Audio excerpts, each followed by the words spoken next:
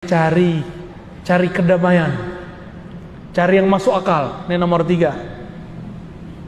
Kalau nomor 4 tadi, di kolbunya yang ada adalah mencari bukan lagi kedamaian akal, tapi ketenangan kolbu. Ini tauhid uqala, tauhid orang berakal. Dia pakai akal deh. Nah, maka orang ini kalau baca la ilaha Allah, akalnya yang main. La ilaha illallah, tiada yang menyembuhkan kecuali Allah, tiada yang berbuat kecuali Allah. Itu yang dia lihat. Tiada yang dia merasa dipandang. Lewat mana dia dipandang? Lewat ruh.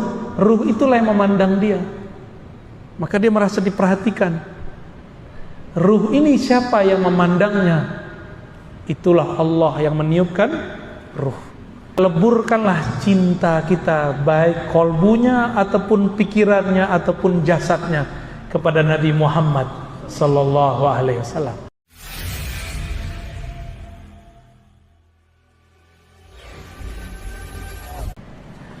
Untuk itu mari kita mulai dengan membaca Al-Fatihah. Semoga Allah membuka pikiran hati kita semua untuk mendapatkan ma'rifat, pengenalan kepada Allah. Al-Fatihah. A'udzubillahi minasy syaitonir rajim. Ya kenapa ya syukur Ghairil maghdubi 'alaihim waladdallin. Amin. Kita masuk ke materi. Mungkin ini materi penutup ya. Ma'rifatul muwahhidin. Ma'rifat ahli tauhid. Ma'rifat ahli tauhid. Ma'rifat pengetahuan al-muwahhidin, orang-orang yang bertauhid kepada Allah Subhanahu wa taala. Ya. Pakai ini. Tes sama aja. Gimana? Sama enggak? Ya. Ya, telinganya aja yang agak dipasang ya. Saya pelan-pelan insyaallah ya. Ayat tauhid yang paling sering dibaca dan sudah dihafal bahkan oleh anak kecil itu surat Al-Ikhlas. Qul huwallahu ahad. Itu dalil pertama kita. Katakanlah dialah Allah ahad. Ahad itu Esa. Esa masih bahasa Sanskerta. Mungkin kita turunkan ke bahasa kita. Tunggal, masih bahasa sana juga. Turunin lagi, satu. Tapi satu dengan tunggal itu ada sedikit perbedaan. Kalau satu masih ada duanya. Tapi kalau tunggal nggak ada nomor duanya. Tunggal nggak bisa dibagi dua. Esa, tunggal itu sama. Tidak bisa dibagi dua. Kalau satu bisa 1,5. Benar? Kalau satu itu 2 kurang 1, 1. 3 kurang 2, 1. Tapi kalau tunggal nggak begitu. Itu beda secara bahasa ya. Selama ini kita sering mendengar kata tunggal, Esa. Barangkali kita menyamakannya dengan kata satu. Makanya Allah membedakan namanya Ahad dengan Wahid. Ada Wahid nggak bahasa Asmaul Husnanya? Ada nggak? Wahid artinya yang maha pertama. Kalau ahad yang maha tunggal, yang maha esa. Maka Pancasila nomor pertama, ketuhanan yang maha esa, yang memenuhi syarat cuma umat Islam. Ada yang agak mendekati Yahudi, tapi Yahudi kan bukan agama resmi. Ada yang sedikit mendekati, yaitu Nasrani yang Unitarian, yang menyembah satu Tuhan.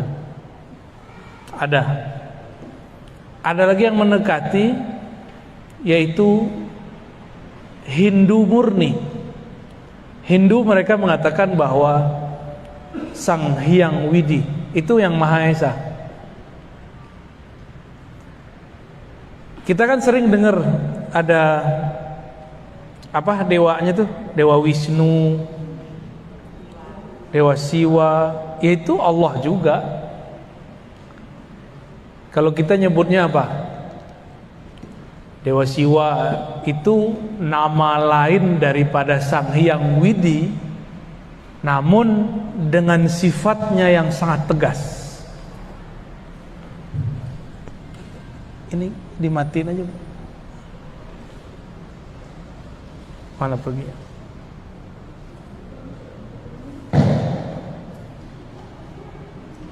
Ya.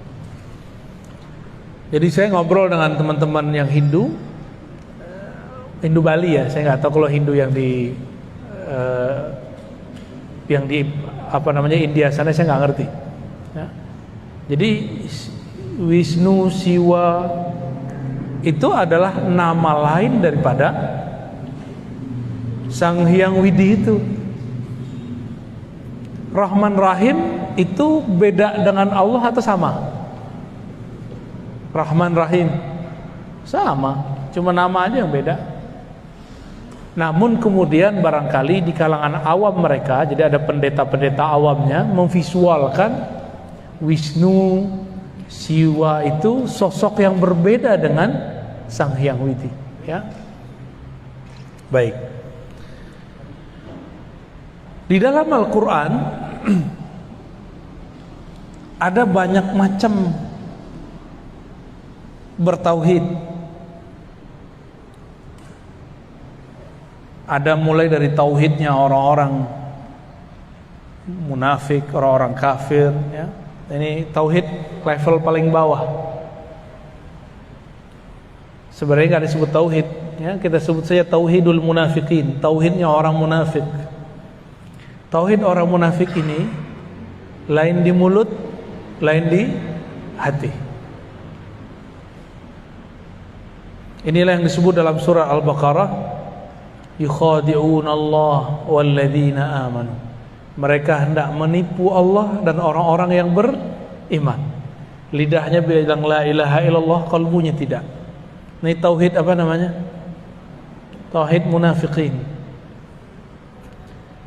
Yang kedua, ada tauhid muqallidin, tauhid orang yang taklid. Apa arti taklid? Ikut tanpa tahu dalilnya. Itu namanya taklid. Apa kata kiai deh gitu, apa kata ustadz. Tauhid muqallidin ini, kalau dia dapat guru yang benar-benar, kalau dia dapat guru yang nggak benar, ya salam. Dapat ustadz pengajian mengajarin Allah berada di atas aras, ya sudah dia ikut begitu. Akhirnya terjebak membayang-bayangkan Allah. Dulu di Masjid An-Nasr ada yang ngajarin begitu, ya. Malah ibu-ibu ditanya di mana Allah, katanya dalam mengaji. Dibacain hadis sama dia, fis sama, di langit. Padahal ini hadis bertentangan dengan hadis yang lebih sahih, Sahih Bukhari. Itu hadis riwayat Imam Muslim. Riwayat siapa? Imam Muslim ini kualitas hadisnya di bawah Imam Bukhari. Jika ada riwayat yang sahih menyalahi yang lebih sahih, maka disebut dengan syadz. Hadisnya ganjil. Dalam Sahih Bukhari, bab mengenai Isra Mi'raj, Nabi ketika naik ke langit, langit pertama, kedua, ketiga, keempat, kelima, ketujuh, tidak bertemu Allah. Bertemunya siapa? Para nabi. Sedangkan hadis ini mengatakan fis sama. Di manakah Allah wahai budak? Si budak mengatakan Tuhan Allah di langit. Berarti keliru dia. Riwayatnya keliru. Kenapa? Waktu Nabi di langit pertama ketemunya Nabi Adam, kedua terus sampai ke langit ketujuh ketemu Nabi Ibrahim alaihissalam. Ini Sahih Bukhari, yang ini Sahih Muslim. Lebih tinggi mana? Sahih Bukhari.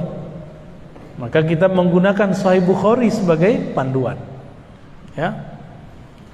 Oleh karena itu, Imam Nawawi yang punya otoritas menjelaskan hadis di mana Allah dijawab oleh perempuan di langit, itu mengatakan bahwa kata di langit di situ bukan berarti di atas, tapi menunjukkan dia mengingkari Tuhan-Tuhan di bumi, berhala maksudnya. Yang diakui cuma Allah Subhanahu wa ta'ala. Baik. Ini tauhid apa yang tadi? Yang kedua, tauhid muqallidin. Tauhidnya orang-orang yang taklid. Apa arti taklid? Ikut tanpa mengetahui dalil atau hujjah.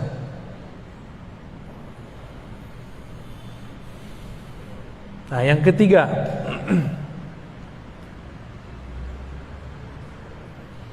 yang ketiga ini dalil uqala atau ulul absar, dalil orang-orang berakal, dalil orang-orang berakal. Tauhidnya orang berakal. Tauhidnya orang berakal, dalil itu bukan ayat sekian nomor sekian bagi dia, tapi masuk dalam pikiran dia maka diterima. Ini orang-orang yang berakal, ini momen tinggi nih. Kebanyakan orang beriman di sini atau di nomor dua tadi. Tauhid al-uqala, tauhid orang berakal. Dia mengenal Allah dengan akalnya. Tapi perlu diingat, akal itu dia punya karakter. Apa karakter akal? Dua aja, menerima, menolak. Inilah yang rumit. Kenapa rumit? Lafaz tauhid itu la ilaha illallah. Itu lafaz tauhid. Coba lihat, ya, surat Muhammad ayat 19. Fa'lam annahu la ilaha illallah. Ketahuilah bahwasannya la ilaha. La ilaha artinya tiada Tuhan. Itu namanya menolak. Illallah, kecuali, itu namanya menerima. Bahasa Arab menolak itu nafi. Kalau menerima, menetapkan, bahasa Arabnya isbat. La ilaha nafi, illallah isbat. Coba pakai bahasa Indonesia tadi. La ilaha menolak semua Tuhan. Kebayang Tuhan apa aja buang. Wah, bukan Tuhan saya, bukan Tuhan saya, bukan Tuhan saya. Tuhan itu bukan berarti sesuatu yang kita sembah-sembah aja, bukan. Yang kita yakini menyembuhkan, yang ngasih rezeki. Itu disebut Tuhan. Kalau terbersit dalam hati, yang menyegarkan itu air. Nih saya minum nih, lalu saya meyakini yang menyegarkan air, berarti sudah nambah Tuhannya. Jadi kita minum tapi tidak meyakini air yang menyegarkan. Allah lah yang menciptakan kesegaran di dalam itu. Gitu. Minum obat. Ada nggak orang minum obat nggak sembuh-sembuh? Ada, banyak. Nih depan saya banyak yang minum obat nggak sembuh-sembuh. Bener. Ini umur-umuran ibu-ibu ini kan, bapak-bapak ini sudah umur-umur, ya, sisa-sisa sehat, banyak sakitnya, ya. Bener ya. Penyakit itu ada di darah, Bapak Ibu. Nabi diperintahkan oleh Allah ketika naik ke langit ketujuh, apa kata Allah lewat Sayyidina Jibril? Sampaikan ke umatmu, berbekamlah kalian. Maka ibu berbekam ya, mumpung masih ada darahnya. Ntar udah meninggal udah gak ada. Yang dibuang kan darah kotor. Oh sakit itu kan fisiknya. Nanti enaknya panjang. Bangun tidur pada berat nggak punggungnya? Kebanyakan. Ya itu ciri-ciri darahnya nggak bener itu. Sama dokter kan main kasih obat aja, obat pencair darah. Ini berbahaya ibu kalau keseringan. Kurangi dulu obat itu, baru berbekam. Nabi ngobatin tanpa obat, dibuang darahnya, itu nggak bisa diapa-apain tuh darah. Caranya dikeluarin, udah gitu aja, nggak bisa lagi. Ada dua perbedaan dalam Tibbun Nabawi itu. Ada pengobatan membuang darah kotor, ada mengeluarkan darah seger. Darah seger namanya fasdu. Apa namanya? Cuma sampai sekarang saya pun belum berani. Mirip-mirip kayak donor darah, tapi ini dibuang aja, set, keluar, muncrat. Ya, kalau ada yang suka donor aja boleh. Ya. Tapi kalau saya sampai sekarang belum berani Bu yang fasdu. Yang masih saya kerjakan apa? Bekam. Imam Ahmad bin Hambal setiap kali kepalanya pusing dia bekam. Bagian belakang ya. Kalau di sini pusing, ini nggak bisa. Bagian sini pusing kayaknya dompetnya kurang tuh. Tapi kalau bagian belakang, kiri, kanan ya, kiri kanan, punggung, Allah itu menetapkannya, kesehatannya dibuang darahnya. Harus rutin, jangan sesekali. Tapi biasanya kita dikasih obat. Banyak orang minum obat tidak sembuh-sembuh. Kenapa? Karena kesembuhan itu dari Allah Subhanahu wa ta'ala. Sekali terbersit dalam pikiran saya bahwa obat ini yang menyembuhkan, maka batal tauhidnya. Sekali terbersit bahwa nasilah yang mengenyangkan, batal tauhidnya. Ini tauhid uqala ya, tauhid ahli akal.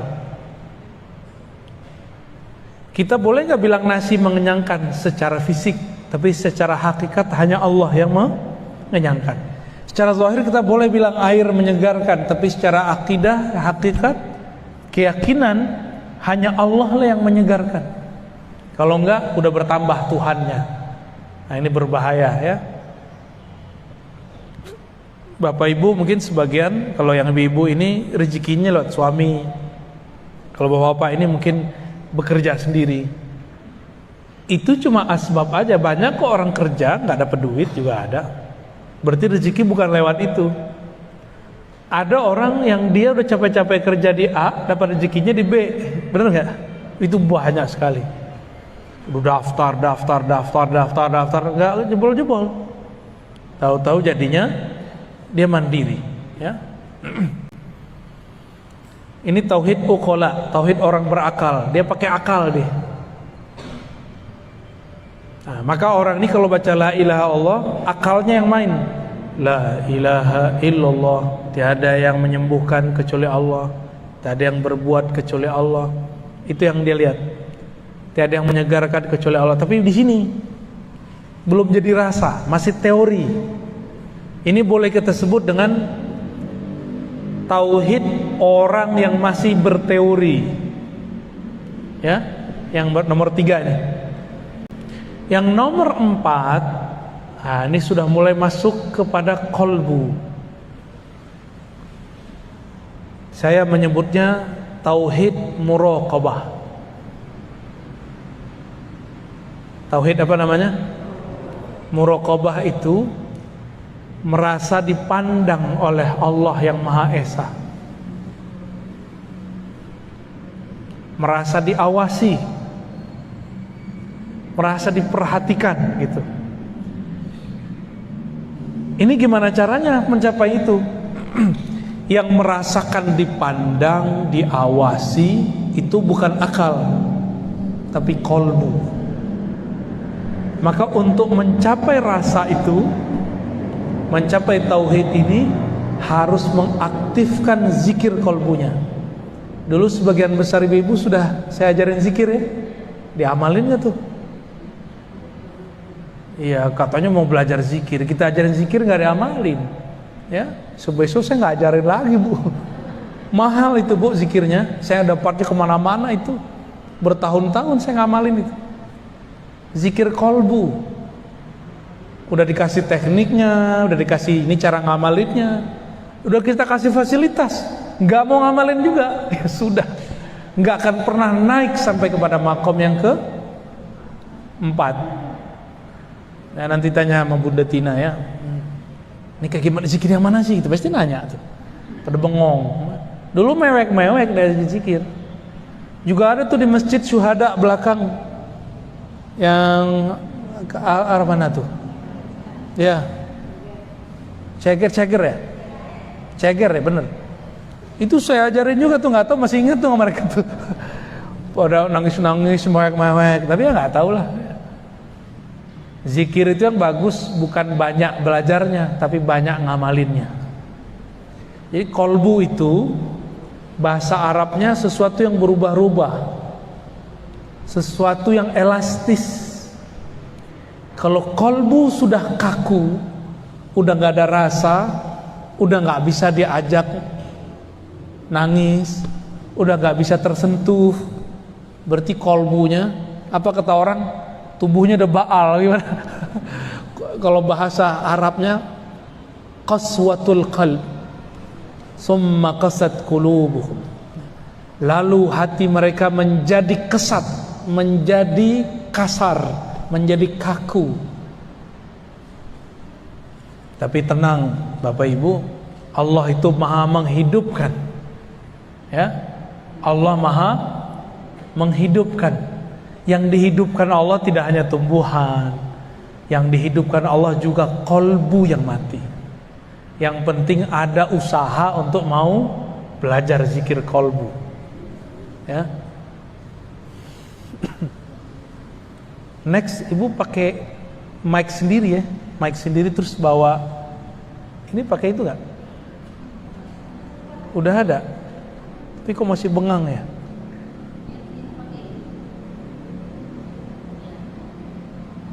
Coba bisa nggak tuh?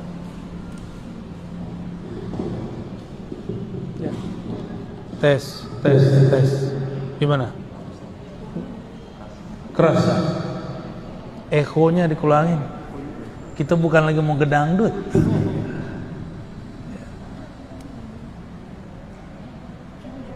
Ya, tes.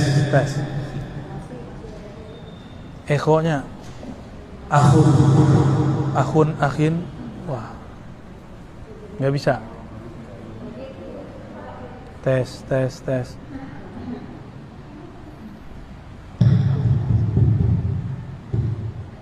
Bismillah. Ya, oke, baik. Lebih jelas ya. Ya, biar sayanya juga nggak terlalu banyak ngeluarin suara, energinya capek juga. Baik. Jadi tauhid yang keempat ini gimana tauhidnya? Tauhid muraqabah. Tauhid muraqabah di mana tempatnya? Kolbu. Kolbu itu apa yang dia rasakan? Dipandang, diawasi, diperhatikan. Ya. Lalu apa yang dibaca? Yang dibaca sama, la ilaha illallah. Tapi pemahaman yang akan ditambah. Apa pemahaman waktu baca la ilaha illallahnya? Pemahaman yang dibaca waktu itu adalah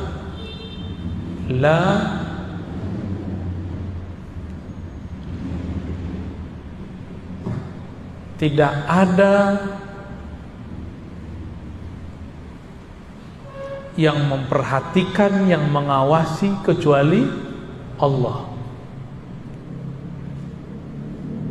Tidak ada yang memperhatikan, tidak ada yang mengawasi kecuali Allah. Jadi dia baca la ilaha illallah, tapi beda makna dengan orang munafik. Orang-orang munafik baca la ilaha illallah, lidahnya baca, pikirannya kemana-mana. Tapi kalau ahli kolbu ini baca la ilaha illallah, dalam hatinya dia merasa dilihat oleh Allah. Lebih dulu merasa dilihat atau bacaannya yang lebih dulu? Bisa dua-duanya Pak. Bagi yang belum ada rasa itu baca aja dulu.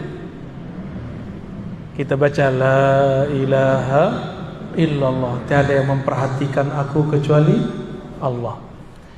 Ini zikir dapat menghancurkan riya. Ini zikir dapat menghabiskan ya, sum'ah.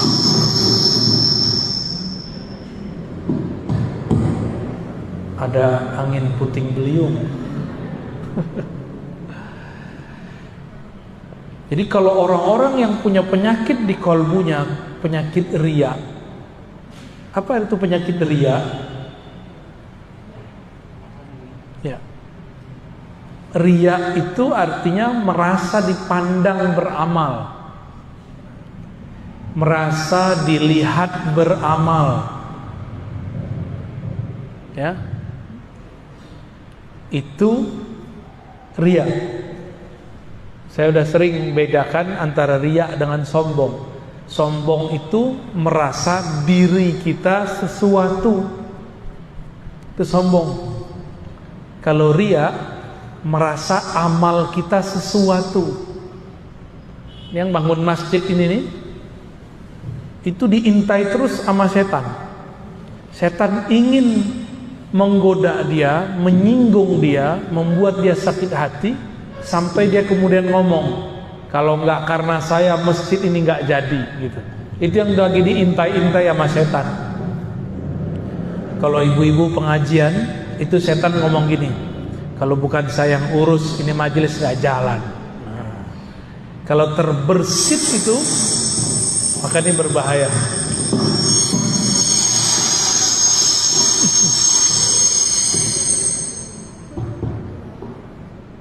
Waduh, ada angin puting beliung berkali-kali nih.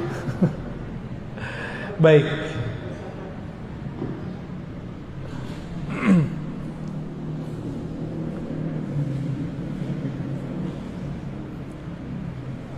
Untuk sampai ke sini, maka coba lihat surat Ali Imran ayat 2. Alif Lam Mim, Allahu la ilaha illa huwal hayyul qayyum. Allah tiada yang berhak disembah kecuali Dia. Dan insyaallah udah bagus, Bu. Udah bagus ya. Masih jelas kan? Udah beres, Bu. Coba perhatikan surat Ali Imran ayat 2. Allahu la ilaha illa hu. Ya, habis itu huwal hayyul qayyum ya. Allah dulu, baru la ilaha illa hu. Sebelum membaca la ilaha illallah, di kalbunya sudah membaca nama Allah. Dan saya sudah ajarkan ke sebagian besar ibu-ibu. Tahun berapa, Bu? Sebelum pandemi ya? 2019, pas sebelum pandemi. Disebut nama Allah dalam kalbu, baru kita lisannya baca la ilaha illallah. Dan saya sudah sering mengatakan juga bahwa ada yang unik di dalam Al-Quran. Di dalam Al-Quran lebih banyak lafaz la ilaha illahu daripada la ilaha illallah. Benar? Lebih banyak lafaz la ilaha illahu itu sampai 20 lebih. La ilaha illallah enggak banyak. Maka hu itu bagian dari nama Allah. Huwa bagian dari nama Allah. Apa arti huwa? Huwa itu artinya hanya Dia, tiada selainnya. Hanya Dia, tiada selainnya. Kalau masih terbayang bersama Allah ada sesuatu, baik itu pahala, terbayang surga, berarti belum nyampe. Tauhid orang nomor 2, tadi nomor 2 tauhid muqallidin. Tauhid muqallidin ini ciri-cirinya suka cari pahala. Dia bertauhid biar dapat pahala, biar masuk surga. Itu yang nomor 2. Kalau yang nomor 3 bukan, dia cari kedamaian, cari yang masuk akal. Ini nomor 3. Kalau nomor 4 tadi, di kalbunya yang ada adalah mencari bukan lagi kedamaian akal, tapi ketenangan kalbu. Terus nomor 1 kemana dia? Kalau nomor 1 cari aman. Tahu cari aman? Biar kelihatan aman nama orang, maka dia baca la ilaha illallah. Itu orang munafik. Sedangkan nomor 4 tadi, dia mencari kedamaian di dalam kalbunya. Maka sebelum zikir la ilaha illallah, sebutlah nama Allah di kalbu. Cari ahli zikir, belajar kepada mereka bagaimana cara nyebut nama Allah di dalam kalbu. Bagi yang belum belajar talqin zikir ya, sebut nama Allah di kalbu, baru baca la ilaha illallah. Jadi kenapa kebanyakan orang kalau zikir tidak ada rasa di kalbunya? Karena kalbunya kosong. Kalbunya belum dibacakan Allah. Makanya dalam ayat ini dimulai dari Allahu la ilaha illahu. Baca dulu Allah di kalbumu, isbat. Kalau nomor 3 tadi, orang berakal, nafi, isbat. Ditiadakan Tuhan, lalu diterima hanya satu Tuhan, yaitu Allah. Kalau yang nomor 3 lain, isbat dulu baru nafi, baru isbat gitu. Tetapkan dulu nama Allah dalam kalbu, keyakinan kepada Allah dalam jiwa, baru katakan tiada Tuhan. Tiada Tuhan ini nafi, menolak. Illallah, kecuali Allah, menerima, isbat lagi. Jadi kita kalau ulang, isbat, nafi, isbat. Kalau yang nomor 3 tadi apa? Nafi, isbat. Pakai bahasa Indonesia. Nomor 3 tadi menolak, lalu menerima atau menetapkan. Kalau nomor 4 menerima, lalu tolak semua Tuhan, lalu kuatkan lagi, terima, hanya ada satu Tuhan, Allah subhanahu wa ta'ala. Ustadz, Buya, Kiai, Syekh, kata orang, masa nyebut Tuhan? Kan gak boleh nyebut Tuhan. Saya mau tanya, mana dalil yang melarang menyebut kata Tuhan? Ada gak? Jangan ikut-ikutan. Kita sudah ngaji tauhid dari kemarin-kemarin, bahwa kata Tuhan itu terjemahan dari 2 lafaz, Rabb dan Ilah. Namun karena bahasa kita ini punya kelemahan, Rabbun, Rabbul Alamin, itu berarti Tuhan yang bersifat mencipta. Sedangkan Ilah berarti Tuhan yang bersifat disembah. Tuhan juga.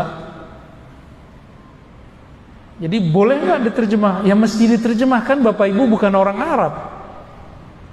Mukanya mungkin sebagian ada yang Arab, tapi Arab maklum. Ya, aja ngomong bahasa Arab bikin bingung. Gak usah sok-sokan Arabisasi. Terjemah aja. Kalau Arab, Arab aja. Kalau bahasa Arab, ayo ya kita jabanin. Tapi kan pusing nanti kalau menjelasin pakai bahasa Arab. Udah dijelasin pakai bahasa Indonesia aja pusing. Bener gak? Ini maksudnya apa sih? Nafi, isbat. Isbat, nafi, isbat. Itu kan pusing kan? Ya. Itu baru beberapa istilah kita pakai. Ya. Jadi bolehkah menyebut kata Tuhan? Boleh. Oh, Tuhan itu pimpinan para dewa. Mana kamusnya ngomong begitu? Ngomong pakai kamus. Jangan-jangan dia asal-asal sebut ya. Kalau bahasa Indonesia kamusnya KBBI, bukan Ustadz kamusnya. Itu namanya cocok logi. Kamus cocok logi. Enggak begitu cara kita beragama, berbahasa. Bahasa ikutin bahasanya, ya. Orang Nasrani, orang Yahudi nyebut Allah, kalau dia orang Arab Allah juga. Nyebut ilah sama ilah juga. Rob ya Rob juga. Kan itu bahasa Arab. Kalau orang kita ya dipermudah lah. Jangan diterjemah gini, tiada ilah selain Allah. Kalau anak alay diganti, ya elah. Kan jadi repot nanti. Jadi terjemah aja ya. Jadi bagaimana caranya? Ketika membaca la ilaha illallah, di kolbu sudah membaca nama Allah. Maka ayat ini dalil sebenarnya. Surat Ali Imran ayat 2. Sebenarnya ada yang lebih jelas dan kita sudah hafal semua. Ayat kursi. Ayat kursi depannya apa? Allahu la ilaha illahu. Dia Allah, dialah Allah, tiada yang berhak disembah, Tuhan yang berhak disembah kecuali Dia.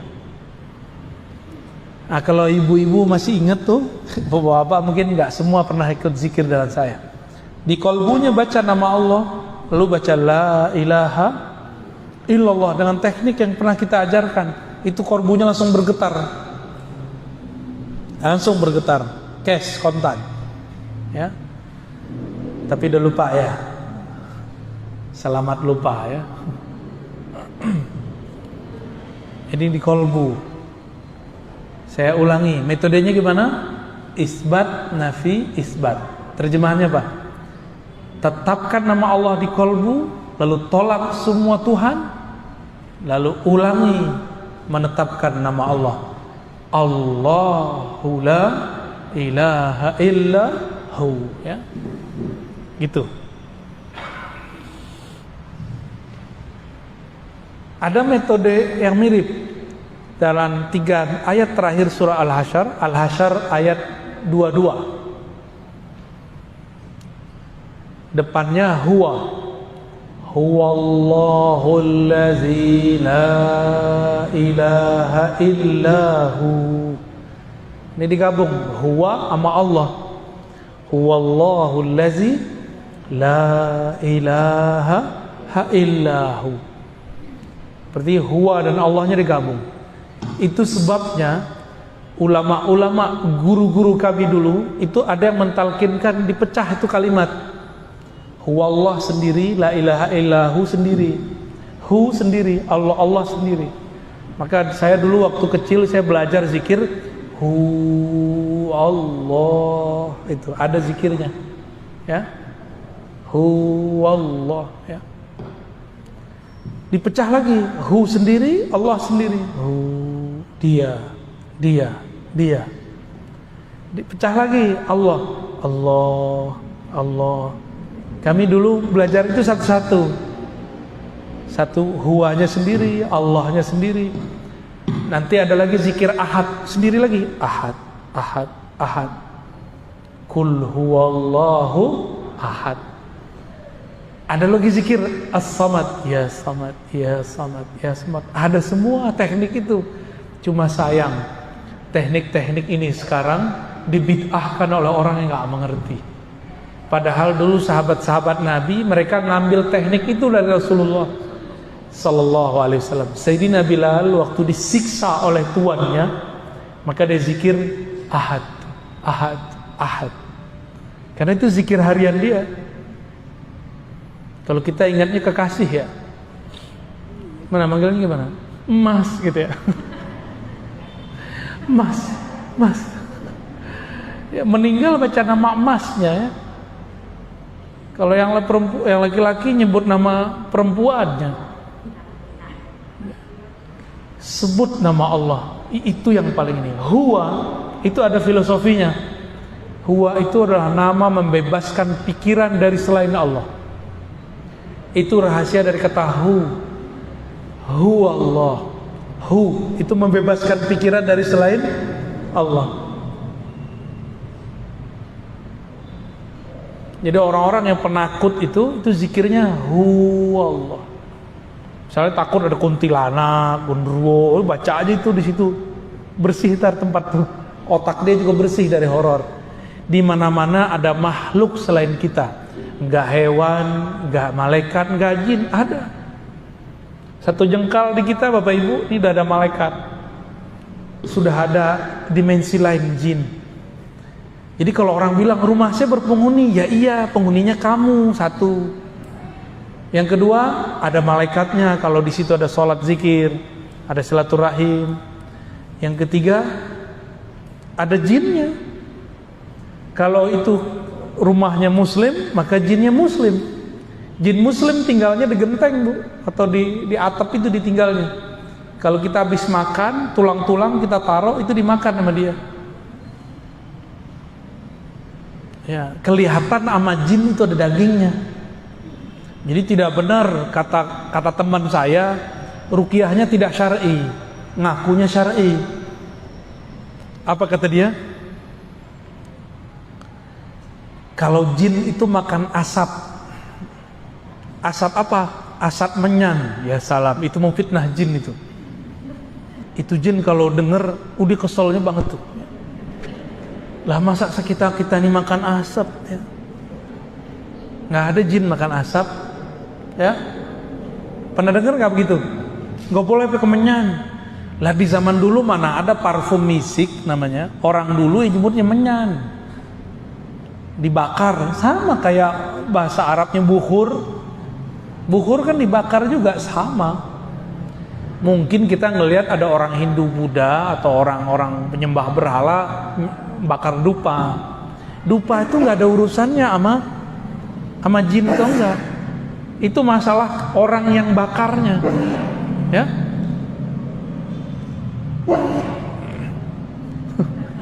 Udah bersin nih, kurang tidur, Bu.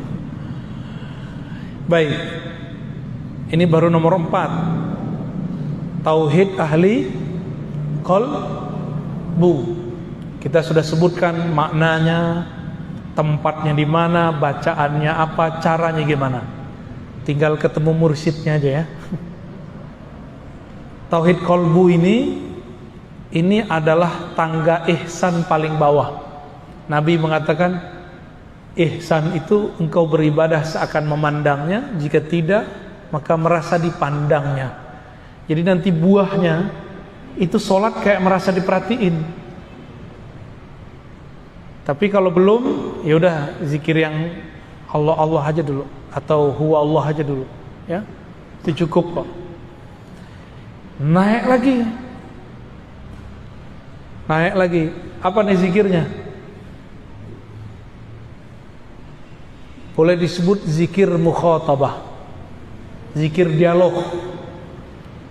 Disebut tauhidnya tauhid musyahadah, tauhid memandang Allah Subhanahu wa ta'ala. Tauhid memandang Allah. Allah bisa dipandang nggak sama ini? Bisa dipandang dengan mata nggak Allah? Dengan akal? Enggak juga. Dengan kolbu? Enggak juga. Maka tidak ada namanya kolbu memandang Allah, itu enggak ada. Kolbu dipandang oleh Allah. Innallaha yanzuru ila qulubikum. Allah memandang ke dalam kolbumu, bukan kolbu memandang Allah. Ya. Lewat mana Allah memandang kolbu? Nah, ini yang disebut nanti tauhidnya tauhid musyahadah. Ini ilmunya rahasia, tapi saya sebut saja. Sebut pembukaannya aja. Ini tempatnya pada ruh. Tempatnya ada pada ruh. Masih ingat ada ayat surat Zariyat, wa fi anfusikum afala tubsirun. Di dalam dirimu apakah engkau tidak memandang?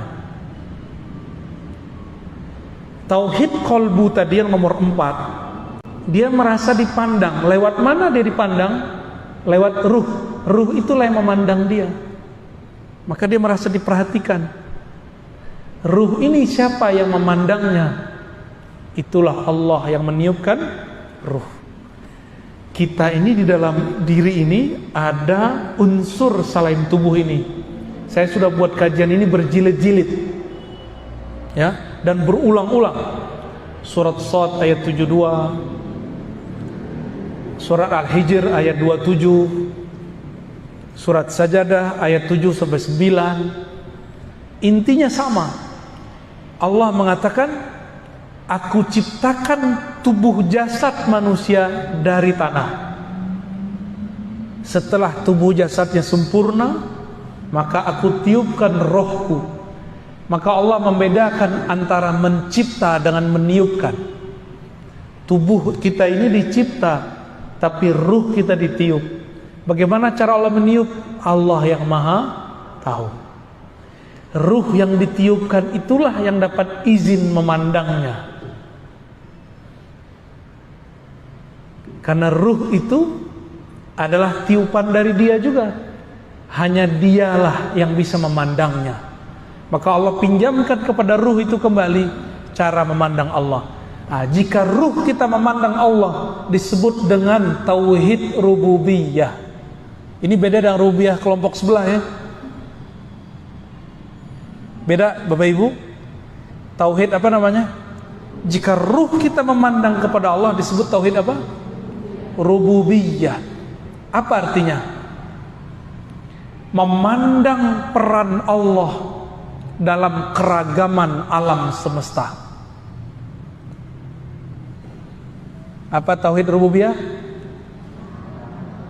Memandang peran, tambahin, memandang peran keesaan Allah dalam keragaman alam semesta. Ngerti nggak maksud itu?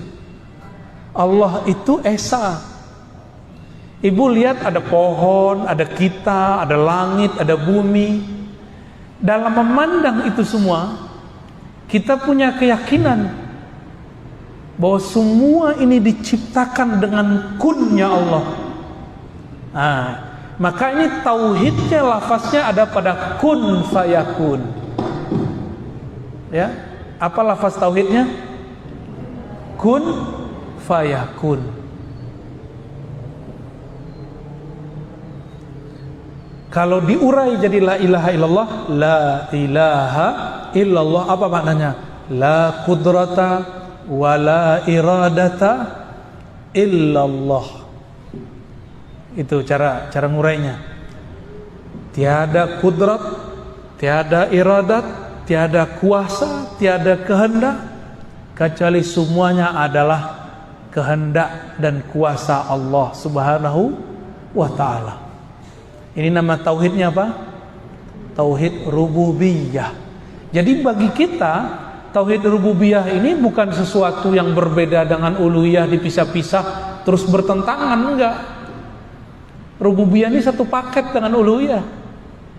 Ini cuma beda makom. Oleh kelompok sebelah beda. Bagi mereka tauhid rububiyah itu tauhidnya orang musyrik. Tauhid selain kelompok mereka. Bahkan disamakan tauhid musyrik, tauhid filosof, tauhid ahli kalam, tauhid kelompok yang berbeda dengan dia. Kelompok Asy'ariyah disebut cuma sampai rububiyah, Sufi cuma sampai disebut dengan rububiyah. Ini gak adil. Jadi kelompok sebelah nyebut rububiyah itu gak adil. Dan aneh, kok disebut tauhid orang musyrik? Loh, ada emang tauhid orang musyrik? Musyrik artinya apa musyrik? Menyekutukan Allah. Tauhid mengisahkan Allah. Nyambung gak? Tauhid musyrik nyambung gak? Gak nyambung ya. Jadi tauhid rububiyah versi kita berbeda definisi dengan tauhid rububiyah versi kelompok yang menganggap kita ini sesat. Kita sih nggak anggap mereka sesat, cuma anggap kita berbeda. Udah ya, kita beda bro gitu ya. Anda sesatkan kami, urusan Anda. Tapi kami tidak ada urusan dengan itu.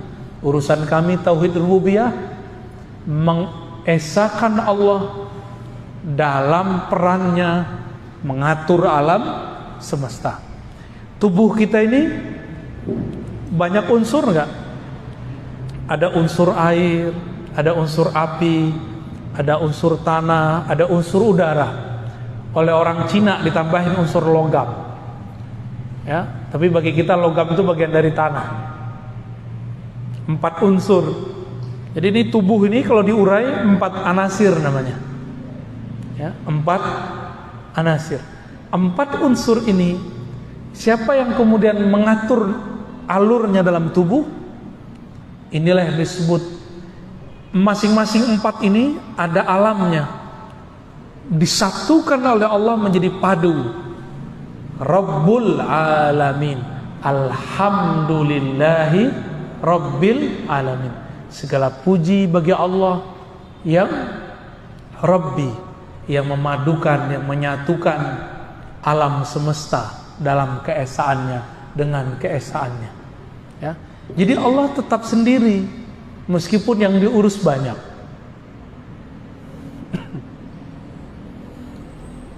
Itu tauhid apa tadi? Tauhid rububiyah. Maka orang ini dia memandang apa aja, di situ dia melihat peran Allah.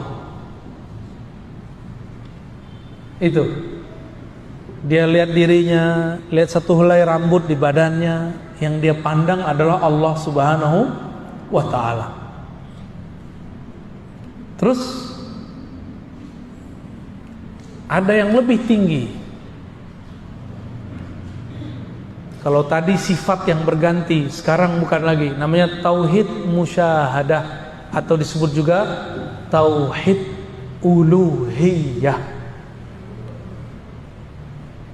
Tadi musyahadah nama depannya sudah ada, kita tambahin ini musyahadah uluhiyah, ada musyahadah rububiyah. Ini musyahadah uluhiyah. Apa arti musyahadah uluhiyah?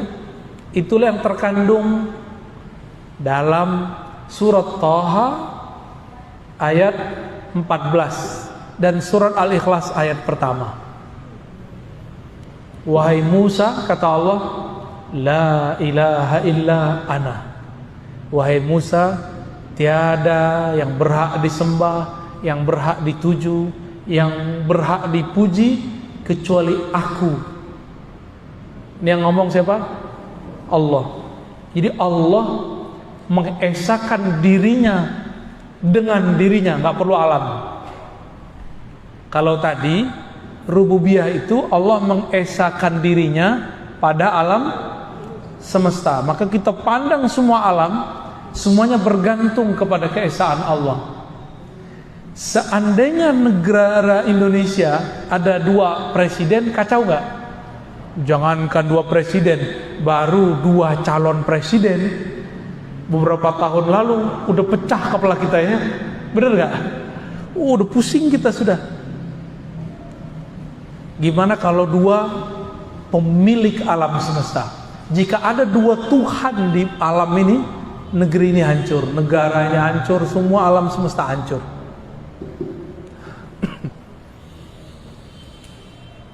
Tauhid musyahadah uluhiyah ini, Allah memandang keesaannya di dalam dirinya, di dalam zatnya.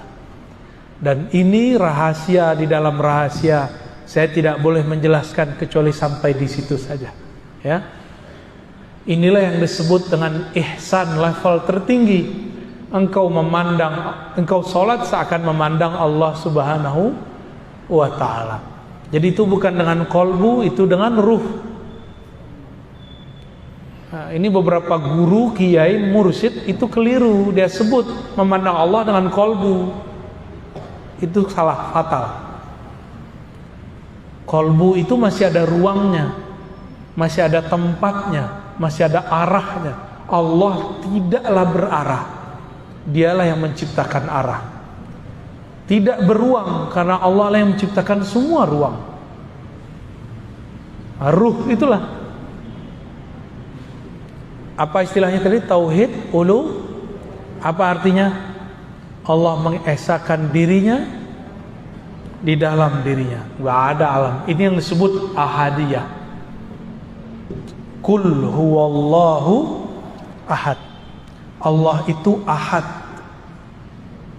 Jadi ahad artinya belum ada alam, belum ada arasy, belum ada langit, belum ada kursi, belum ada budak perempuan yang nanya di mana Allah, belum ada. Ya. Allah dulu sendiri, sekarang masih sendiri nggak?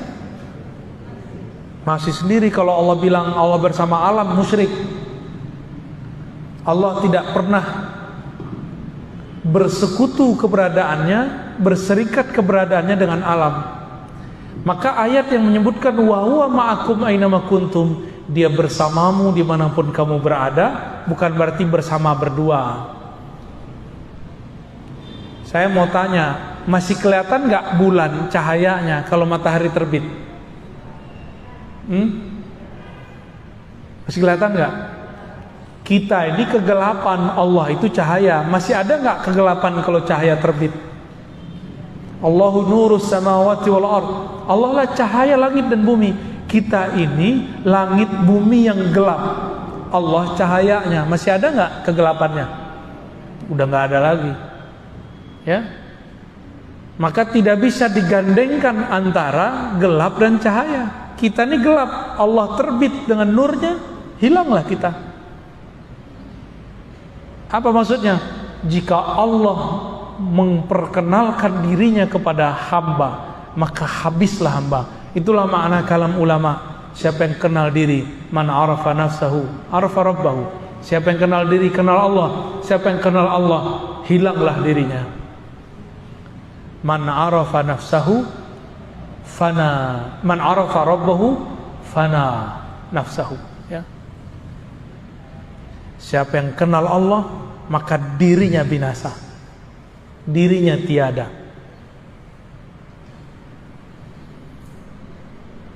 Nah, Nabi Musa waktu beliau meminta bertemu Allah, masih ingat ceritanya? Itu Allah hanya menunjukkan satu percikan cahayanya. Oleh Sayyid Ahmad bin Idris al-Idrisi, Imam Idris, ya, beliau mengatakan itu cahaya disebut Nur Muhammad sallallahu alaihi wasallam. Itu dalilnya. Dalil Nur Muhammad ada di situ. Jadi yang diperlihatkan Allah kepada bukit, kepada gunung, lalu gunungnya hancur, itu cahaya Nabi Muhammad sallallahu alaihi wasallam. Kok bisa cahaya Nabi menghancurkan gunung? Masih ingat nggak ada ayat tadi surah Al-Hasyr ayat 22, sekarang ayat 21. Lau anzalna hadzal qur'ana ala jabalin la ra'aitahu khashi'an mutasaddi'a. Seandainya Quran ini diturunkan ke bukit, ke gunung, gunung hancur, binasa, tertunduk, khashi'an mutasaddi'a. Nabi itu ditanya sama Aisyah, apakah akhlak Nabi? Apa jawaban Sayyidah Aisyah? Akhlaknya adalah Al-Quran. Al-Quran cahayanya cahaya Nabi. Nyambung? Nyambung nggak? Belum nyambung ya? Saya ulangi ya. Nabi Musa nggak sanggup melihat cahaya. Cahaya itu diperlihatkan ke gunung hancur. Tadi Sayyid Ahmad bin Idris al-Idrisi bilang cahaya itu namanya cahaya Nur Muhammad. Sayyidah Aisyah ditanya, Nabi Muhammad itu akhlaknya apa? Al-Quran. Maka cahaya Nabi ditunjukkan ke bukit, hancur bukit. Karena kalau cahaya Al-Quran itu diturunkan kepada bukit, pegunungan, gunung hancur. Itulah rahasianya kenapa waktu Nabi naik ke atas gunung Uhud bergoyang. Goyang Uhud yang kita lihat, mungkin sebagian besar sudah pernah ke gunung Uhud, ya, benar. Itu gunung yang sangat tegar, perkasa itu, ketika Nabi naik ke atasnya, dia bergetar. Karena Nabi itu adalah hakikatnya Al-Quran.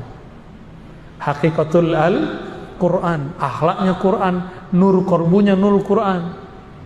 Yang dulu nurnya beliau jika diperlihatkan ke bukit hancur, berarti gunung Uhud ini gunung terkuat di alam semesta, di bumi.